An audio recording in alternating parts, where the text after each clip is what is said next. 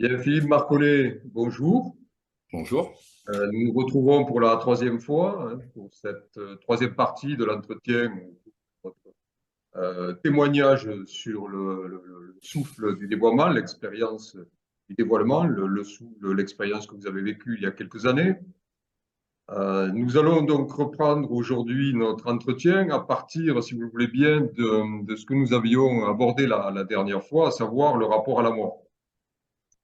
Nous avions terminé sur la nécessité de surmonter la peur de la mort pour ouvrir une expérience tout à fait fondatrice par rapport à Dieu, soit un rapport de réception, de recueillement de la parole divine.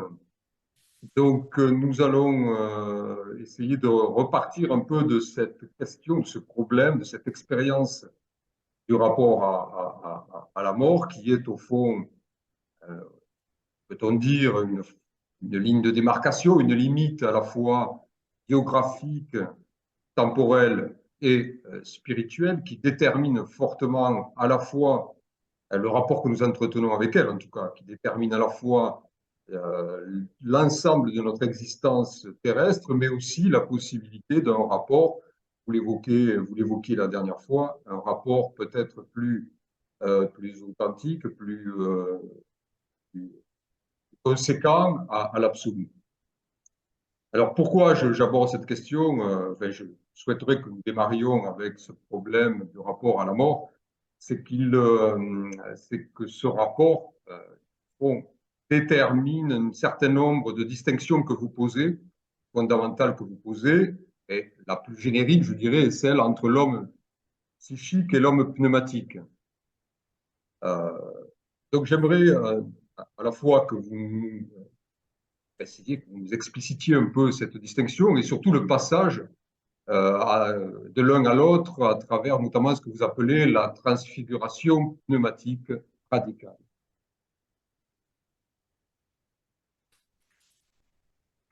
Alors là encore, on peut rentrer par de multiples chemins sur cette voie. Donc, je vais partir parce que ça permettra d'ouvrir quelque chose de beaucoup plus général, beaucoup plus vaste, euh, notre rapport à la survie. Il me semble que Jésus montre le chemin d'une libération qui est celle de notre rapport à la survie, justement, parce que ça a des implications phénoménales. À savoir que tant qu'on est dans la survie, eh bien, on est obligé d'avoir des logiques de prédation, de meurtre, etc., ne serait-ce que pour survivre, ne serait-ce que pour se nourrir, par exemple. Et puis, la rivalité entre les êtres pour obtenir une place dans ce monde, enfin, etc. On voit que le monde est féroce. Donc, je pense que ça a un lien avec quand même notre rapport à la mort. C'est-à-dire que derrière, il y a forcément une angoisse sous-jacente, une angoisse existentielle profonde. Et c'est sûrement dû au fait que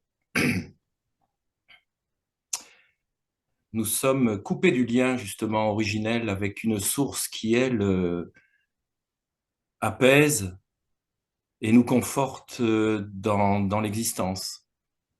Alors ça a une implication énorme parce que dans mon livre, j'aborde aussi le fait qu'on ne peut pas passer à côté de cette question si Dieu est bon et que si la création est bonne. Comment se fait-il que l'univers animal soit si féroce? Si on regarde un peu ce qui se passe au niveau du vivant, c'est la grande bouffe généralisée. Et donc, la prédation, tout est ruse mise en place pour survivre, pour se cacher, en même temps pour dévorer sa proie, etc. Et donc, je me suis penché sur l'acte de Dieu et j'ai dégagé un concept substance active, non sans penser à Spinoza, hein. Spinoza a abordé la question de l'immanence de la nature naturante et nature naturée. Bon, tout ça, je ne l'ai pas mis dans mon livre, hein, mais quand même, ça m'a donné à réfléchir, cette pensée de Spinoza. Et, euh, et j'ai dû dégager si vous voulez, deux rapports à la création, enfin au créateur plutôt, excusez-moi. Un rapport personnel et un rapport impersonnel. Jésus l'exprime très bien quand il dit il fait pleuvoir sur les bons comme sur les méchants. Il y a quelque chose d'impersonnel là-dedans, c'est quelque chose d'automatique. Et j'étais amené à penser, à me pencher sur, vous savez, je l'évoque dans mon livre, cette parole de Maxime le Confesseur. Dieu est le générateur et le producteur de tendresse et d'éros. Il a lancé hors de lui ces choses qui sont en lui-même et qui sont les créatures. Alors là, on retrouve quelque chose de Spinoza, hein, c'est-à-dire Des présences il y a immuables quelque de chose de Dieu. Dieu dans toute créature. Et c'est le souffle, c'est ce souffle dont je parlais la dernière fois, ce souffle qui nous maintient en vie dans cette vie de manière inconditionnelle. Mais c'est un souffle impersonnel. Et donc, dans le livre, je me suis appuyé sur Maxime le Confesseur pour bien montrer que Dieu prend en charge la création en donnant même son souffle, qui dans le mouvement du lancement hors de lui, eh bien, devient une immanence et créature, etc. Donc, après, je développe plein de pensées autour des énergies créées, incréées, etc. Et puis, autour de l'amour créé, de l'amour incréé, enfin voilà. Tout ça, c'est dans mon livre et ça serait très complexe d'en parler maintenant. Donc voilà, il m'a fallu penser ces deux pôles, si vous voulez. Certes, il y a un Dieu personnel et dans notre rapport intime avec lui, on voit bien qu'il nous dirige vers la compassion, vers le soin. Et puis en même temps, sa création, c'est quand même la lutte pour la survie. Et dans mon livre, j'ai pensé comment on passe, nous humains, en relation avec Dieu, de cet état de survie à une vie vivante qui peut déployer l'amour, qui peut déployer la compassion, en ayant, si vous voulez, limité les méfaits de l'angoisse, etc. Donc voilà, en gros, la structure de la troisième partie de mon livre, hein. Hmm. Et donc, la substance active, je l'ai couplée avec cette image que donnait saint Irénée au IIe siècle de notre ère, hein, qui, euh, qui disait que le logos et le souffle de Dieu étaient les deux mains de Dieu. Et donc, j'en ai fait la substance active, quelque part, par rapport à la source qui, elle, est supposée immuable. Voilà. Alors, justement, sur cette double, disons, présence divine, à la fois pneuma et logos, qui reviennent assez souvent dans votre travail, dans votre témoignage. Sur cet élément-là, pourriez-vous préciser un peu comment vous les distinguez, puisque ce sont deux termes qui renvoient tout de même, même s'ils émanent de la même réalité supérieure et absolue, ils ont tout de même chacun une spécificité. Pourriez-vous nous en parler? Qu'est-ce qui distingue pneuma et logos? Pourquoi sont-ils différents?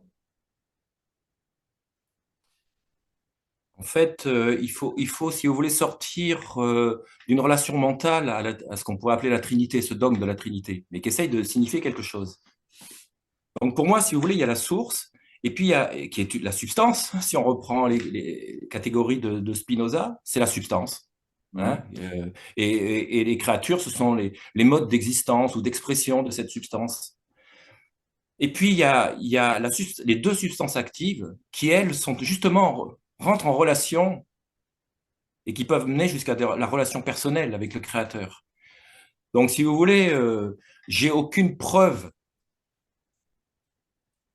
tangible, mais c'est une spéculation que j'ai quand même menée à partir d'une expérience personnelle, à savoir que j'ai vraiment vécu des états où par moments je vivais des vibrations d'amour, mais je n'avais pas de présence christique derrière. Et d'autres états où j'avais des présences christiques, mais c'était toujours avec l'Esprit Saint, le pneuma. C'est pour ça que Jésus dit dans la lettre de Jean, dans l'évangile de Jean par exemple, je vous enverrai le Paraclète. Il vous rappellera toutes choses. Mais en fait, il rappelle parce qu'il imprègne, ce Paraclète, les motivations christiques. Donc c'est pour ça que Paul peut parler de l'esprit de Jésus, ou de l'esprit du Christ plutôt. Et moi, j'ai vraiment expérimenté l'esprit de Jésus à certaines périodes de mon évolution, de mon rapport au divin, évolutif, mon rapport évolutif au divin.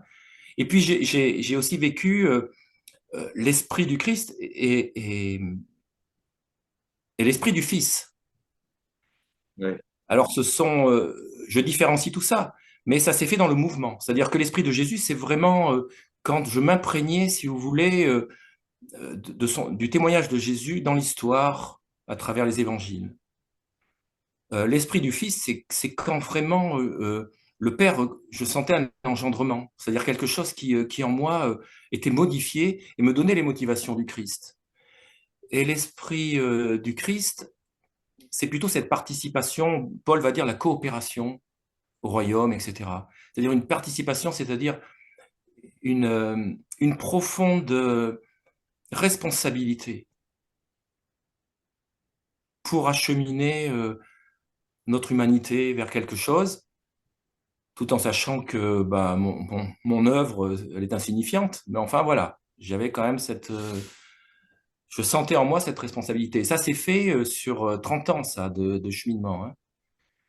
Mais il a fallu, dans ce cheminement, notamment mon rapport à l'esprit de Jésus, que vraiment je passe par une mort qui m'a délivré de l'angoisse de la mort. J'aurais pour oui, répondre à votre première question. oui, oui, oui. Et donc, dans le même mouvement, un ressurgissement où j'ai pu vivre ce rapport au Christ et ce rapport au Fils et donc ce rapport au Père. Et ça sont des images, hein, c'est-à-dire Oui, où je me sentais vraiment engendré, revêtir, comme dit Paul, un autre corps, ce corps pneumatique, sentir une régénération. oui. Et c'est pour ça que cette parole de Maxime, il est le producteur et le générateur, ça m'a aussitôt interpellé, parce que j'ai vraiment connu cette action-là. Voilà, j'essaye Oui, de vous donner les dessous de mon bouquin, parce que je sais, je mm. l'ai pas exprimé ça dans mon livre, hein, mais c'est Oui, ce qui oui, oui. sous-tend euh, mes réflexions. Mais c'est ce qui fait l'intérêt de l'entretien, c'est justement Oui, c'est ça. d'essayer d'aller entre les lignes aussi.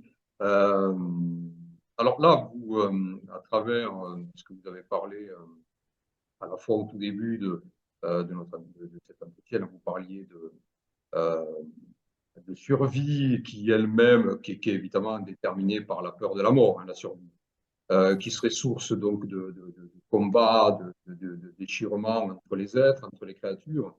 Et vous venez juste à présent d'évoquer les notions de fraternité, plutôt, même si vous n'employez pas le terme, mais d'amour. Nous pourrions alors, à partir de là, entrer dans ce que j'appelle, par rapport à votre travail, le paradoxe cosmogonique. Euh, C'est-à-dire qu'il y a à la fois une séparation et une réunion. Ça, c'est assez classique. On retrouve ça dans de nombreuses spiritualité ou réflexion même théologique hein, sur la question de la procession, conversion, séparation, réunion. Mais vous, vous soutenez l'idée, vous abordez le problème de puissance qui serait à la fois elle-même de séparation et de réunion, à savoir, appelé Eros et tendresse, ou amour et tendresse. Hein, si j'ai bien compris, elles sont à la fois des puissances, disons, supérieures, transcendantes, qui produisent finalement l'élan qui entraîne à la fois la vie des hommes, l'histoire, les discordances. Elles seraient en même temps ce qui rend possible le retour, si je puis dire. Donc, avec à l'intérieur de cette problématique du paradoxe cosmique, il y a la distinction entre ces puissances transcendantes que seraient amour et tendresse et des forces immanentes. Et là, on retrouve les questions spinozistes. Hein. Il y a déjà des forces immanentes, enfin, il y a des forces immanentes au sein même psychophysique, hein, vous les appelez même, je crois, hein, l'énergie psychophysique au sein même de la création, à distinguer évidemment de ces forces transcendantes. Et ce qui serait peut-être bien là, c'est que nous parliez un peu du rapport qu'il peut y avoir entre ces puissances transcendantes et ces forces immanentes. qui n'est pas, je crois, si j'ai bien compris, une opposition forcément. Déjà, tendresse et éros, pour moi, ce sont des puissances immanentes. C'est-à-dire que Maxime le Confesseur le dit Oui. bien, Mais d'origine transcendante. d'origine transcendante. Voilà. Dieu est le producteur et le générateur de la tendresse et de l'éros. Il a lancé hors de lui ces choses qui étaient en lui-même et qui sont les créatures. C'est pourquoi il est dit de lui, de Dieu, hein. Dieu est amour, et là, c'est agapé. Le Cantique des Cantiques l'appelle tendresse, ou volupté, ou désir. Voilà. Euh, En tant que l'éros aimant découle de Dieu, on peut dire que Dieu se met en mouvement, l'ayant engendré. Mais en tant qu'il est lui-même, c'est-à-dire Dieu, le véritable objet de l'amour, il met en mouvement ceux qui regardent vers lui et possèdent la puissance du désir selon leur nature. Et là, on voit, on comprend le jeu entre les deux trucs. C'est ce qui m'a sauté aux yeux en lisant ce texte, que je n'ai pas retrouvé commenté par qui que ce soit, mais qui pour moi est fondateur quelque part, justement parce que ça, on tient compte de la transcendance et de l'immanence en même temps. Donc, Dieu produit Eros et tendresse, et effectivement, au niveau du monde, par exemple, animal, alors au niveau du monde cosmique, c'est-à-dire du minéral, et puis du monde physique, il y a sûrement une conscience, ténue, mais une conscience. On le voit, par exemple, en physique des particules, il y a quand même des choses étonnantes au niveau des électrons, hein. Il se passe des choses étonnantes comme s'ils avaient une conscience. Enfin, c'est très ténu. Mais dans le monde animal, des structures beaucoup plus complexes, là, la conscience apparaît. Et effectivement, l'éros, c'est la rivalité, la compétition, la sexualité, tout ça, je l'aborde dans mon livre, hein. Oui, oui. Mais chez les animaux les plus évolués, on voit que la tendresse commence à apparaître. Mais ça reste quand même une tendresse d'appartenance, c'est-à-dire pour la progéniture, pour le groupe d'appartenance. Mais il y a quand même, si vous voulez, et on le trouve aussi chez l'humain malheureusement, c'est clanique, c'est c'est- c'est- c'est familial, c'est tout, c'est voilà, et c'est toujours contre. Or Jésus a dit aimez vos ennemis. Alors là, il y a un problème. Est-ce que ce n'est pas une nouvelle fois la rencontre du personnel et de l'impersonnel?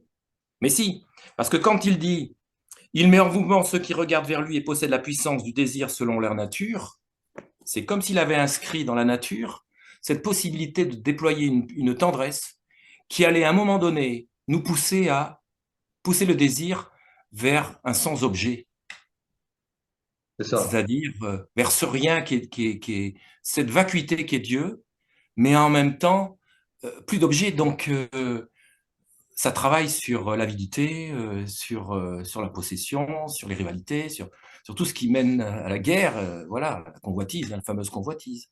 Absolument. Et c'est là que se joue, à mon avis, le processus de conversion que l'humain peut vivre, vraiment. Et à ce moment-là, son désir orienté vers Dieu, eh bien, Dieu va en faire un fils, c'est-à-dire il va l'éduquer.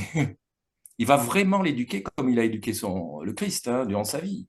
C'est-à-dire que face au concret des relations, eh bien, il va nous faire vivre joyeusement ou douloureusement tout ce qui va être soit en adéquation, soit mal placé ou dévoyé par rapport à cette agapé qui, au fond, comment je pourrais dire ça?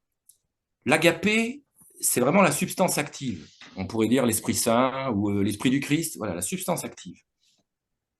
Elle produit de la tendresse et de l'éros. Ça, c'est de la créature. Mais Dieu est toujours là, il soutient inconditionnellement, et si on tourne notre désir, c'est ce que j'ai expérimenté, vers lui, mais de manière, avec une foi profonde, la conversion se fait. Comment ça se fait? C'est à travers les épreuves, les douleurs, mais ça se fait. Et ça n'a rien de moral. C'est vraiment au niveau des motivations christiques. Quelque chose se passe, c'est une métamorphose, c'est une métanoïa, et on n'y est pas pour grand-chose à ce niveau-là. Mais on voit que ça a été amorcé quand même par le processus évolutif à toute la création, puisque que ça soit des dauphins, des orques, des chimpanzés, il y a des communautés, certes, il peut y avoir des affrontements, des rivalités, mais il y a aussi beaucoup de tendresse. Et donc quelque chose pointe là. Et chez l'homme, c'est pareil. Simplement, ce qui empêche d'aller plus loin, c'est cette fameuse angoisse de la mort, de la disparition. Je l'évoque aussi dans mon livre, un psychisme qui est quand même structuré de manière assez paranoïaque, quelque part. Parce que la paranoïa, on le voit, ressurgit très rapidement partout, hein. Il suffit d'une petite étincelle et ça s'emballe. Voilà. Et donc, j'ai abordé ça dans mon livre au niveau même de la… J'ai développé le thème de l'éveil manqué, hein, comment il conduit à la paranoïa, quelque part. Parce que l'éveil manqué, c'est ne pas réussir ce passage qui nous libère de la peur de la mort et de l'angoisse. Alors, ça, c'est un point clé là que vous soulevez. C'est qu'on pourrait appeler un point de retournement, de basculement, qui est aussi un Voilà. point de détachement finalement, Mm. qui là aussi est très paradoxal, comme souvent dans les domaines spirituels. Le paradoxe est très présent. C'est-à-dire que d'une certaine façon, peut-être, il nous faut accepter une certaine expérience du vide, qu'on l'appelle vide, abîme, néant, euh, puisque c'est seulement par cette entrée en confiance dans le vide que l'on peut entendre et retrouver la parole divine. Mais c'est aussi, alors, comme ça, ou la façon dont vous disiez, on voit bien que de toute façon, en amont de toute expérience religieuse, c'est une praxis. Et une praxis qui renvoie à une dimension qui n'est pas humaine. Et c'est là la grande, si je puis dire, richesse et difficulté de l'être humain. C'est que, et quand vous dites personnel et impersonnel, ou immanence et transcendance, c'est bien qu'à partir d'un sol immanent, à partir d'expériences d'immanence, il nous faut, il nous faut il y a la possibilité de vivre une expérience qui nous rattache à une dimension déjà présente dans l'immanence et qui est l'ouverture à la transcendance. Voilà. Je ne sais pas si Alors moi, c'est… j'ai eu cette chance d'avoir cet événement dont je vous ai parlé à la première Oui, séance. absolument, oui. Oui. Donc là, si vous voulez, moi, j'ai été poussé quand même par cette expérience à aller beaucoup plus loin. C'est-à-dire, et puis après, il y a eu quand même des manifestations du Christ, enfin, etc. Je ne vais pas Hmm. rentrer dans les détails, j'ai pas trop développé dans mon livre aussi. Mais si vous voulez, c'est du relationnel pour moi, hein. C'est-à-dire que le vide dont vous parliez tout à l'heure, le vide, on peut vivre une vacuité et même développer toute une théorie religieuse ou spirituelle sur la vacuité. Et moi, j'entends du mental. C'est-à-dire que ça se vérifie, cette vacuité, dans la relation. C'est-à-dire, il y avait Simone Veil qui avait une très belle phrase, elle parlait de elle aimerait disparaître dans les relations pour que Dieu soit face aux personnes avec lesquelles elle était en relation. C'est-à-dire, elle sentait que sa présence était un trop. Et pourquoi? Ben parce qu'on est dans la relation, on manque toujours l'amour, on manque toujours le véritable, on manque toujours de l'attention juste, du regard juste, de la conscience juste. C'est par là qu'on va, mais bien souvent, on manque ça. Et donc, moi, j'ai vraiment vécu une évolution à ce niveau-là. C'est-à-dire que ça a été vraiment. J'ai senti que ça s'affinait de plus en plus. J'en ai parlé la dernière fois, hein, dans la relation vers le soin, etc. C'est pour ça Oui. que j'avais parlé du suprasensible. C'est-à-dire que cette vacuité, pour moi, c'est toujours lié au relationnel. C'est-à-dire, quoi du prochain? Est-ce que je suis en vacuité, en présence de vacuité? Et pareil pour Dieu, est-ce que je suis en présence de vacuité avec le divin? Qu'est-ce que ça signifie? Et Eh en fait, bien, c'est la fin de l'emprise, c'est attention pure, je ne sais pas. Là, on est vraiment, les mots manquent, je ne sais pas comment expliquer ça. Mais ça porte du fruit. mhm. Et tout en préservant malgré tout, me semble-t-il, ce que vous appelez le rapport personnel-impersonnel, c'est-à-dire la question que vous posiez par rapport à Simone Veil, le fait de désirer s'évanouir d'une certaine façon au profit de la présence de Dieu, le fait d'être là, dans une âme et un corps, si je puis dire, relève d'une nécessité. Oui, Et la résistance qu'oppose cette âme et ce corps à la présence de Dieu, peut-être, est-elle aussi une façon très paradoxale, certes, mais de permettre à l'amour de s'amplifier et de s'intensifier. C'est-à-dire que c'est une épreuve, l'être ici-bas, c'est une épreuve de les choses résistent, hein, où l'amour, la présence de Dieu, quelque chose y résiste. Et cette Oui, résistance, je le vois comme ça, hein, je ne sais pas si vous partagerez, mais on peut y voir aussi quelque chose qui est utile, enfin, c'est pas, le mot n'est pas approprié, qui est favorable à l'intensification de l'amour. La résistance que rencontre l'amour intensifie peut-être l'amour. Euh, C'est-à-dire dans oui, le oui, chemin qui va de Dieu vers Dieu en passant par nous, je, la je, je, question. Oui. je suis absolument d'accord avec ça. J'entendais il y a quelques années en arrière quelqu'un qui pendant des années avait prêché la vacuité, mais dans les traditions orientales, etc., où le moi s'évanouissait. Et puis à un Mhm. moment donné, il s'est arrêté net dans son chemin, alors qu'il était connu, hein, Mhm. parce que sa famille lui avait dit, mais tout ce que tu racontes, il n'y a aucun fruit à la maison. C'est Ah, quoi oui. ça? C'est ça. C'est quoi ça? Et donc, il a été obligé de retravailler son rapport à l'autre, son rapport à sa femme, à sa famille, afin de vivre réellement ce conflit dont vous parlez, à savoir qu'il y a une résistance de la chair. Quand Paul parle du corps psychique, c'est ça. Et alors, le corps-âme, parce que l'âme, dans la mentalité sémite, dans l'anthropologie sémite, c'est la vie terrestre. Oui, vous l'aviez évoqué ça. Et c'est un tout, la vie terrestre, le corps, la chair, c'est un tout en relation. Mhm. Et le corps psychique, c'est pareil. Et on voit bien que, eh bien, il y a des nécessités terrestres, et puis il y a un appel céleste. On fait quoi avec ça? Et D'ailleurs, c'est seule la foi nous permet de dépasser le conditionnement terrestre et les peurs qui vont avec, et la peur du vide aussi, la peur de la vacuité, bien sûr. absolument. Voilà. Et bien effectivement, c'est dans le concret des relations, dans ce corps psychique, ou moi ce que j'appelle dans mon livre physico-psychique, que l'on peut mesurer l'état de notre conscience, de notre attention, de notre amour, si on veut faire la vérité de notre vérité. Parce qu'on peut Mhm. vivre à partir d'une idée de nous-mêmes. Mais Dieu nous dépouillant, eh bien, il nous amène au pied de la croix, c'est-à-dire vraiment, on est déguenillé complètement.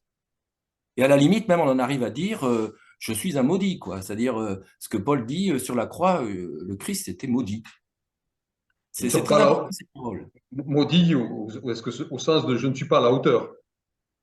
Maudit dans le sens que, quand on en arrive là, je peux vous assurer d'expérience que on est rejeté par pas mal de monde, hein, Mhm. sans être un donneur de leçons ou quoi que ce soit, ce que j'ai pu être à une certaine période dans mon euphorie spirituelle.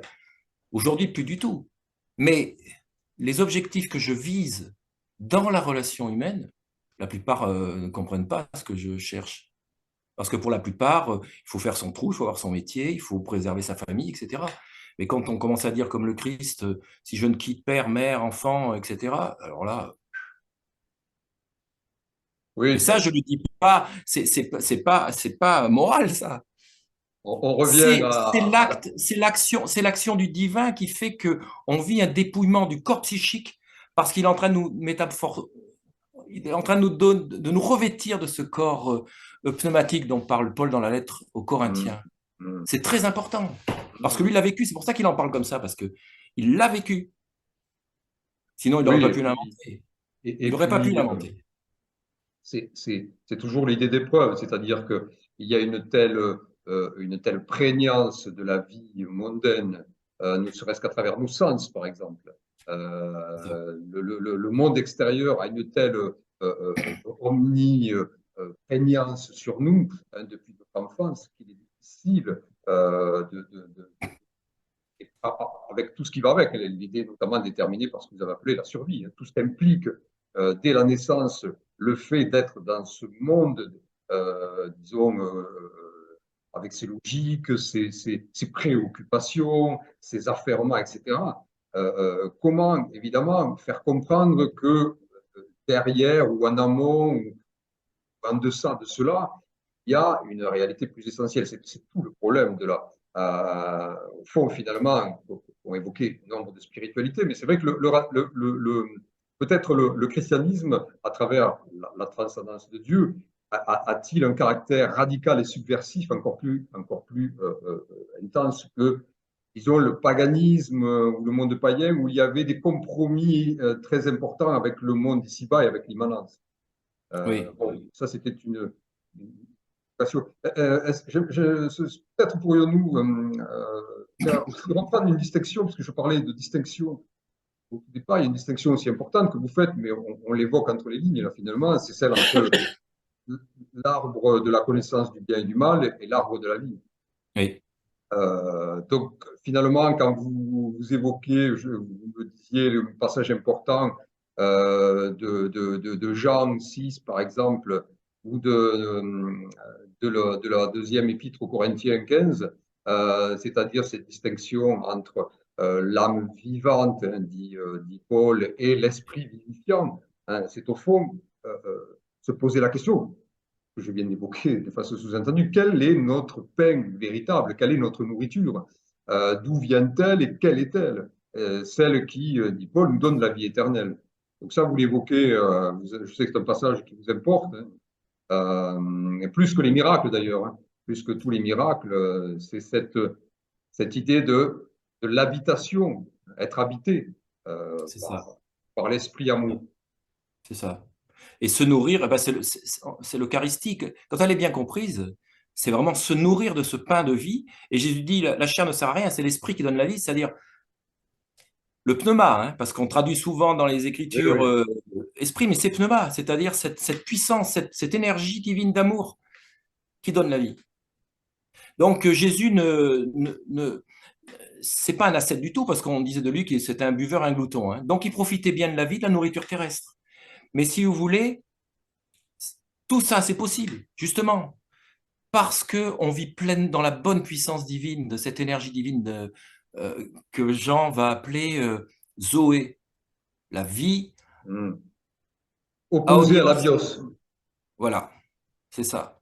Et c'est-à-dire euh, qui est de toujours et qui sera toujours. Cette vie Et éternelle, qu'on traduit par vie éternelle. absolument. Et l'idée du pneuma, là où elle est évocatrice, parlante, c'est justement qu'à la différence de l'Eucharistie, bien qu'elle peut avoir une importance dans le rite chrétien, hein, ponctuellement, en tant que souffle, elle doit être omniprésente. Si le souffle Omni- s'arrête, c'est la mort spirituelle. Absolument. Enfin, le souffle saint, Oui, le souffle saint. pneuma agion. Parce que Pneuma autrement, si on parle que de souffle, moi je pense, j'ai bien essayé de différencier les deux choses. Pneuma agion, c'est le souffle saint ou le souffle de consécration en Oui, oui, Christ. oui. Au Christ, mais Christ, c'est pas seulement Monsieur Jésus, hein, c'est potentiellement nous Oui, oui, tous. oui. C'est pour ça que Paul va parler du corps du Christ. Mm, Parce que à partir du moment où il y a cet Esprit Saint, on reçoit cette onction et on se nourrit de cette onction. absolument. Et c'est tout le temps, Mm. effectivement. Ça doit devenir constant. Alors, le temps passe vite. Il y a une question que je voulais vous aborder dès la première séance que je n'ai pas faite, mais qui m'importe beaucoup. Vous avez parlé de métamorphose ecclésiale. Donc là, je passe plutôt au domaine, disons, moins individuel, mais plutôt collectif, je dirais, hein, une forme de communauté spirituelle. Donc, vous parlez de métamorphose ecclésiale complémentaire à la mutation individuelle. Est-ce quelque chose qui a à voir avec ce qu'on appelle dans les traditions l'église spirituelle, invisible? Oui, bien sûr. Mais en même temps, ça reste à définir, ça. Hein. C'est-à-dire que c'est sûr que l'Église, par exemple, institutionnelle, c'est loin d'être cette Église dont je parle, l'Église Oui, oui. spirituelle. Paul en parle aussi dans la lettre aux Galates, l'Israël spirituel, enfin, etc. Donc, que serait Euh, une métamorphose ecclésiale alors? une métamorphose ecclésiale. C'est une expression que vous Oui, utilisez. oui. Bah, sur Terre, je la vois pas, mais je sais qu'à travers les siècles, elle se constitue. Peut-être que quand on évoque dans la tradition la communion des saints, c'est peut-être ça. En tous les cas, il y a un corps christique qui se constitue, puisque j'ai retrouvé chez Paul, chez Jean, chez certains mystiques, exactement ce que j'avais vécu. Donc je pense que ça crée du lien, quoi. Voilà, c'est pas un lien structuré de façon terrestre, C'est pas mais c'est quelque institutionnel. chose, ni encore moins institutionnel. Et en même temps, l'institution, il ne faut pas la mettre à bas parce qu'elle conserve des mémoires, des bouquins, voilà, des traditions, tout ça. Donc tout est nécessaire dans ce monde, hein. Il faut juste hiérarchiser, c'est-à-dire, voilà, et ne Oui. pas devenir idolâtre surtout. Mm. Euh, voilà, donc cette église-là, c'est le corps du Christ, quoi. Ni plus ni moins. Mais qu'est-ce qu'il est? Pour moi, il est vécu dans la communion des saints. C'est Oui, quelque c'est ça. chose d'assez vague. Et ça rejoint aussi ce que j'évoquais au sujet de, quand j'ai parlé de, comment il s'appelle, qui a écrit les prophètes, ça m'échappe son nom, où Oui. il parle du Messie d'Ésaïe, les Euh, Vèdes, André Neher? Non. non, Martin Buber. Ah, Martin Mouvert. Martin Buber. Et il parle de l'Évêque, pour nous le serviteur souffrant, et il s'interroge en disant, mais ce qui apparaît, c'est que c'est pas qu'une seule personne, il y a plusieurs personnes. Et Paul va le reprendre, ça, hein.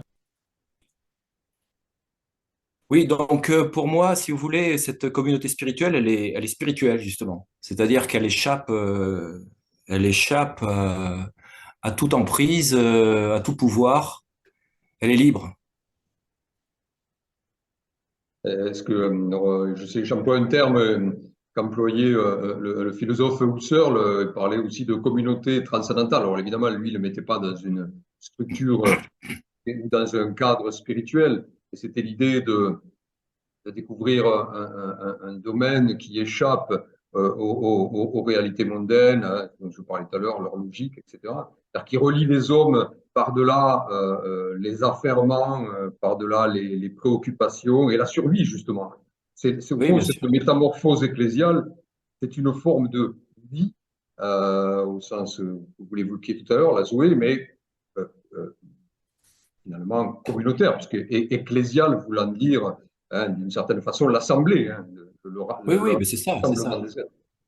Mais à la limite, c'est Massignon qui avait trouvé ce terme-là. Il parlait de sodalité, c'est-à-dire au fond assemblés, mais pas forcément dans un même lieu, c'est-à-dire c'est dans l'espace-temps et même Tout à peut-être dans fait. l'éternel aussi. C'est-à-dire que voilà, Ah, je trouve. oui, oui, allez-y. Oui, oui, ça serait plutôt de cet ordre-là. Et donc, je bondis de joie quand certains auteurs, eh ben, je me retrouve, quoi. Je me retrouve sur le lieu de leur quête, de leurs aspirations, etc. Voilà, hein. Donc, elle est là pour moi, la communauté. Je ne connaissais pas le terme de Massignon, mais le sujet m'intéresse beaucoup. Ça, c'est sodalité, vous dites. Sodalité. D'accord. Il avait même créé à l'époque, je pense que Charles de Foucault était toujours vivant, il avait créé une association qu'il avait appelée Sodalité. Absolument pas. Il avait puisé ça dans la mystique Ah, islamique. Enfin, je sais pas. musulmane, je ne sais pas. Ouais, non. Mais en tous les cas, ce sont des personnes, si vous voulez, qui ne se réunissent pas dans un lieu particulier, qui Hmm. sont éparses, et puis voilà, de temps en temps, qui peuvent correspondre entre eux. Simplement, ils savent qu'ils existent, ils savent que d'autres existent, Oui. et dans une démarche similaire, voilà un exemple. Parce Donc, que je sais que dans la mystique, par exemple, soufie, cette idée de la communion des saints, elle peut être valable, bon, évidemment, en communion des saints, donc dimension spirituelle. On pourrait dire qu'elle est valable dans l'espace, mais elle est aussi, je crois, dans l'islam, beaucoup dans l'islam mystique, en tout cas, valable dans le temps aussi. oui, bah oui, Avec la présence des saints bien sûr. et des imams passés. Oui, oui. C'est assez proche de la communion des saints dans la tradition chrétienne, hein. Hmm. Oui, c'est Voilà, ça. donc, Et puis, je le mets aussi dans mon livre, dans l'Église primitive, ça on l'a oublié, mais, et on retrouve ça dans l'Apocalypse, hein, heureux ceux qui ont part à la première résurrection. Alors c'est une parole étrange, mais C'est parce vrai, qu'ils vivaient, certains vivaient en Église. Parce il y a eu, si vous voulez, des tas de courants et donc de projections dès le début. Euh, Combien ont compris que la résurrection, elle pouvait être ici et maintenant? Apparemment, pas nombreux, parce que beaucoup venaient de la tradition juive au départ et ont communiqué ça. Alors, ceux qui étaient en Galilée, à Jérusalem, ont communiqué ça à ceux qui étaient de la diaspora et des hellénistes. Euh, euh, Ils attendaient un retour du Christ à la fin des temps pour une résurrection finale, mais ça, c'était la croyance des Juifs. Mais Jésus, il a peut-être jamais enseigné ça, parce il dit à Marthe, qui croit en moi, a la vie éternelle. Qui croit en moi ne mourra jamais. hmm, Donc la résurrection, elle est ici maintenant, et Paul le reprend je crois que c'est dans la lettre aux Colossiens, où il dit, euh, euh, il nous a ressuscités et assis à la droite de Dieu avec lui.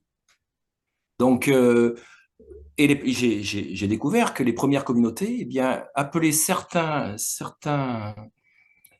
chrétiens des déjà ressuscités. Pourquoi? Je n'en sais rien. En tous les cas, ils devaient dans leur comportement et dans le relationnel, manifester quelque chose d'un autre ordre que l'habituel. c'est ça, Et c'est peut-être ce dont nous parlons. c'est ça. C'est et nous pourrions terminer sur ce point, c'est la grande question du temps messianique et du temps eschatologique.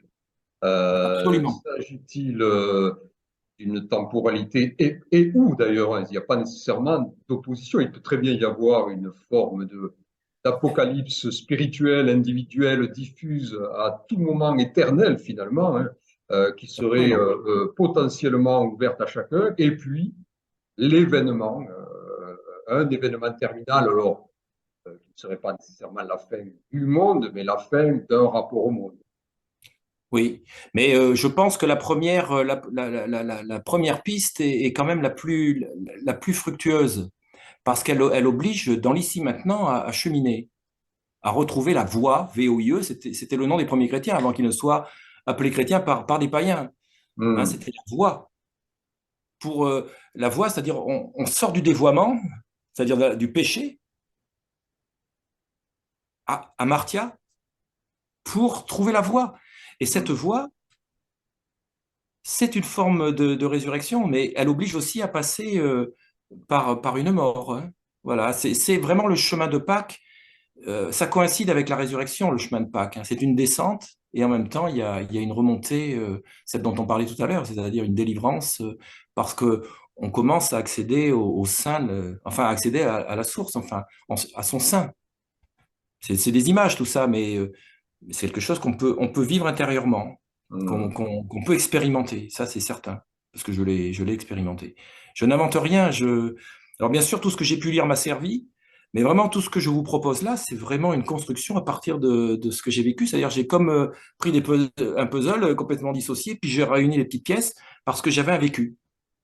Voilà, c'est tout bête, hein. Et je crois que c'est assez cohérent, malgré tout. Voilà. Écoutez, ces paroles me semblent tout à fait pertinentes pour pouvoir non pas conclure, mais nous permettre disons, d'ouvrir cette expérience aussi, cette transmission finalement. Parce que ce que vous Oui. faites, c'est maintenant, c'est au-delà de votre, enfin, le témoignage le signifie d'ailleurs, hein, c'est la Oui. transmission. Euh, Et je n'exclus personne là-dedans, je vais vous dire pourquoi. Parce que pour moi, c'est une opération qui se fait dans la durée, et je suis persuadé que le divin va chercher les êtres là où ils sont, hmm. et leur propose une parole et une expérience à partir de là où ils sont. Et c'est Et exactement comme ce que ils faisait sont. Jésus.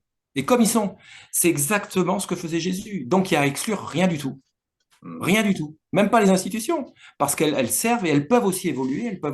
Tout peut être transformé. Et c'est peut-être ça, l'acheminement vers, eschatologique, vers, voilà. C'est ça. Et quand Paul dit dans la lettre aux Romains que la création attend la révélation des fils de Dieu, des enfants de Dieu, c'est peut-être à ça qu'il pense. Hmm. Voilà. Écoutez, merci Philippe Marcollet.